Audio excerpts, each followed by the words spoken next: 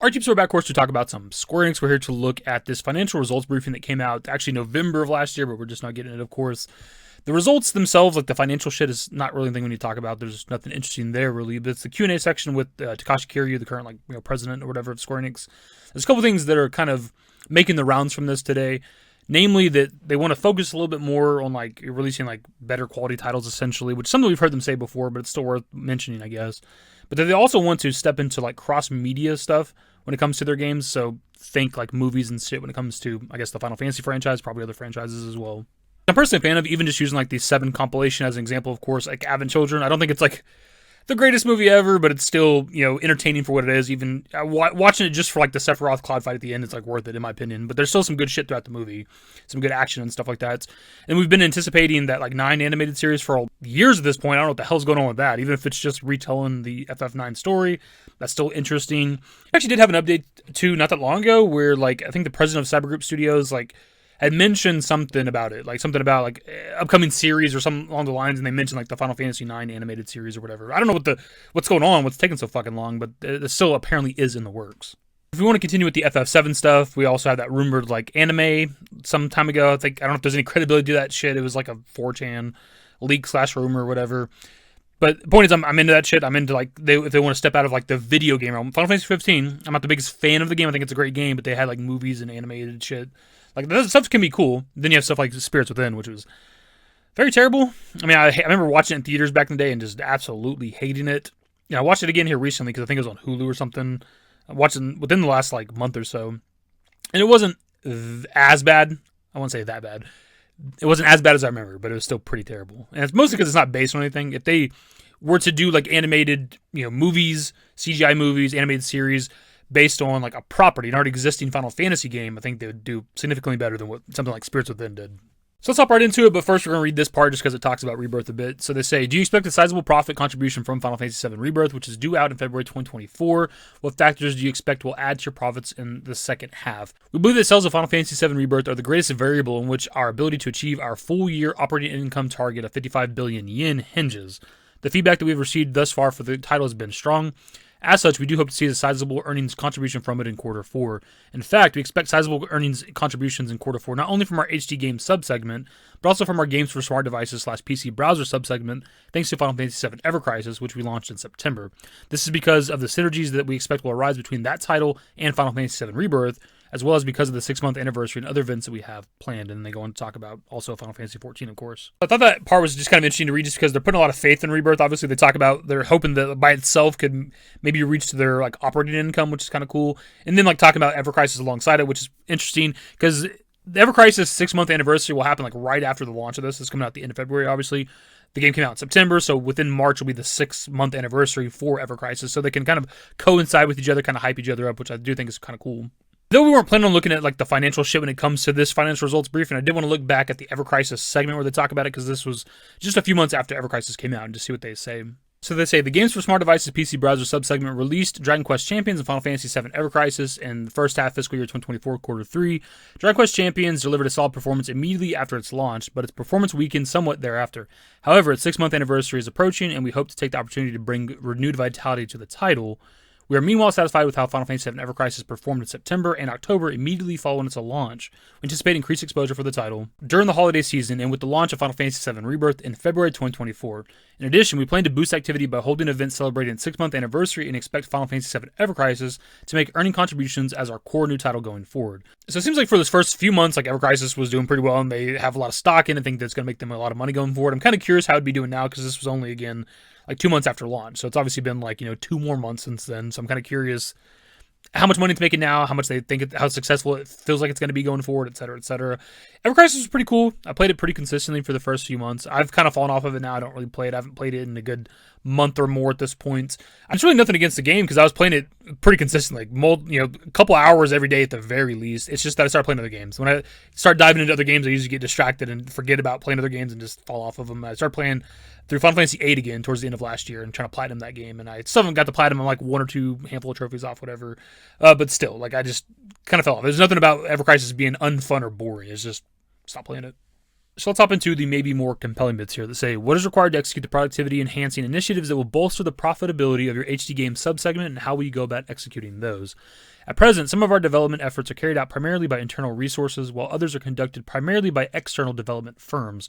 Over the long term, we need to strengthen the internal portion of our development function. More specifically, I mean that we want to concentrate our development resources on carefully selected new titles that we will develop to a high level of quality.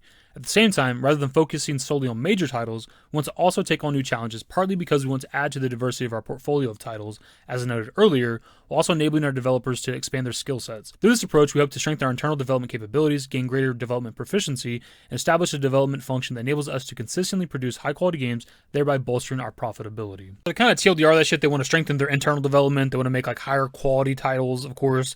And it doesn't have to just be major titles like, a Final Fantasy 17 or the Remake Part 3 or like a Kingdom Hearts 4 or whatever. It can be other smaller projects, but just of a higher quality. Also, they want their developers to work on like non-major titles to kind of diversify their skill set, which I think is a good idea. Me personally, though, even though they say they don't want to work on just major titles, I mean, that's kind of what I play. And it's really just the Final Fantasy series for me, and Dragon Quest a little bit too. I like the Dragon Quest series, of course. And there's people that play like all the games that come out from Square Enix, and that's awesome for them. It's just not what I'm into necessarily. And I just feel like sometimes there's too much. Like I can give an example, which is pulling from the wiki actually. From like October 2022 until April 2023, there was at least one Square Enix game every month, and sometimes there's multiple games within a month. And those games were sometimes like a week apart from each other. And it's just a little too much. The majority of those games I just showed were made by completely different studios, and it's not even that any of them are bad. In fact, they've all been relatively well received, I would say, at least that I've seen. But it's just like Square Enix has become one of those developers / publishers that is just constantly churning out shit. Just week after week, month after month, it's like, here's a new game, here's a new game, here's a new game. And it's like, obviously going to have games that are just not going to perform well, for one, just because they're not going to meet the sales numbers that you want because you just released a game like a week ago or 2 weeks ago, right? There's somebody already spent like 50, 60, 70 bucks on a game that you just dropped, and here you are a few weeks later dropping another game. And it's like, not everybody has that kind of money where they can just buy every brand new game as soon as it comes out, right? So games are just going to perform not as good as they normally maybe would if there was time between releases. Even though it's kind of old news, you have a big budget game like Marvel's Avengers, which was obviously like very games as a service, and it just flopped hard because of what it was, very monetized, right? It's just Square Enix is always doing shit like that and like venturing into fucking blockchain and NFTs and whatever else is going on in the future. It's just like, dude, just make good games. It doesn't all have to be necessarily AAA massive games, though that's what I prefer personally. But just make better quality games and put a little bit of time between them so people have time to fucking play them and buy them. It's actually kind of funny enough, after talking about that for the last couple of minutes, the next question and answer kind of says what I just said, where they say, has the way that your development function has spread to cover so many bases made controlling your development efforts more difficult? And the answer is, it has less to do with our development function and more to do with the numerous entries in our lineup. I want to structure our development function so that we are able to ensure higher quality from each title by slimming down our lineup. And see, something I've been saying on the channel for at least the last couple of years now, and here you have the actual president of Square Enix saying the exact same thing. They just have like too many games in their lineup. And the comparison I've used in the past when talking about it is Bethesda, because I used to cover Bethesda a lot on my channel the first couple of years of my channel. But as the years went on, from like 2015 to like 2018/2019, I just watched Bethesda grow and grow and grow, and they're buying up all these studios, and there's just always a Bethesda game coming out all the time. And that's what I was starting to see with Square Enix too, as I started really kind of covering them here on my channels. There's just always a Square Enix game coming out. Even the president saying we got to like slim down the lineup a little bit and put out higher quality games. Even though I don't think the games are necessarily bad that they're putting out, just slow down a little bit. And here we have the other kind of main talking point from this. It says, there have been 16 installments in the Final Fantasy franchise thus far. Do you not think that makes for a high barrier to entry for game users who have never played any of the games in the series before? You have peers that have adapted their IP for the big and small screens. What do you think of such adaptations to other media as a way of growing the franchise's fan base? We are open to a multifaceted approach to leveraging our IP and want to explore the possibility of cross-media adaptations of the Final Fantasy franchise as a means of further diversifying our sources of earnings. Be it Final Fantasy or one of our other franchises, we want to put them in front of a global audience representing diverse age demographics through whatever channels may allow for that. We hope to include specific initiatives of the sort in our forthcoming medium-term business plan. So we already kind of talked about the cross-media thing earlier in the video, but yeah, like TV shows, animated shows, animes, movies, whatever they want to do, like those are good ways to like kind of expand the other Final Fantasy games. I think you should pick an IP, again, one of the numbered entries, and kind of build off of that instead of trying to do another Spirits Within. Like, goddamn, don't ever do that again. Another example of like cross-media stuff you could do that isn't very good either, but I think is in theory, in concept, kind of good, is like what they did with Final Fantasy X with the Final Fantasy X 2.5, whatever the rest of that title is. And obviously Final Fantasy X Will, which those weren't very well received for the most part from the community. But like audio dramas and shit are like decent idea of a way to like expand, like, you know, the universe of those games. But also you have books too. You could do, there's obviously a lot of Final Fantasy VII books, which are cool.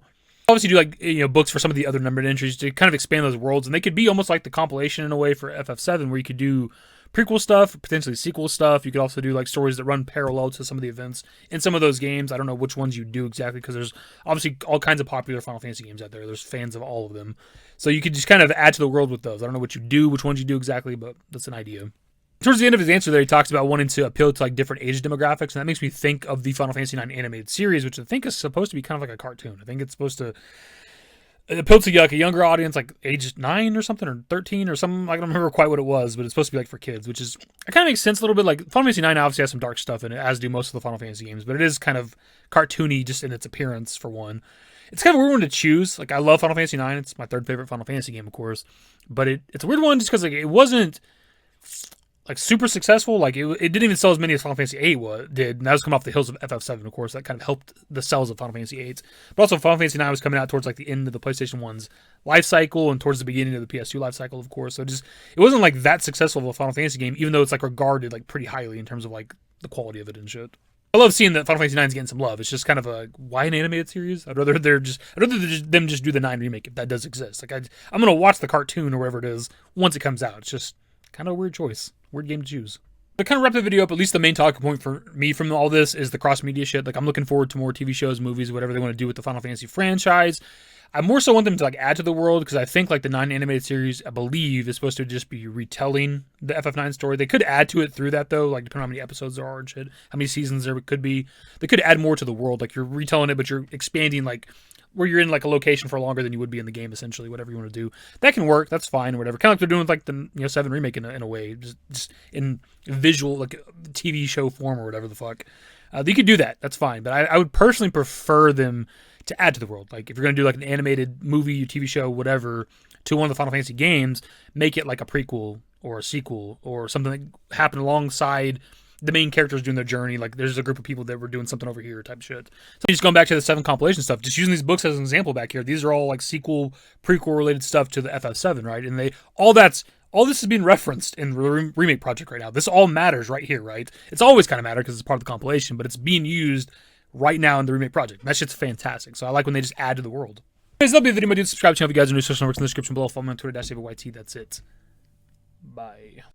Used to care what people thought, but now I care more, and nobody out here's got it figured out. So therefore, I've lost all hope of a happy ending, depending on whether or not it's worth it. So insecure, no one's perfect. We spend it with no shame. We blow that like Coltrane. We in here like Rogaine, or leave it like Cobain.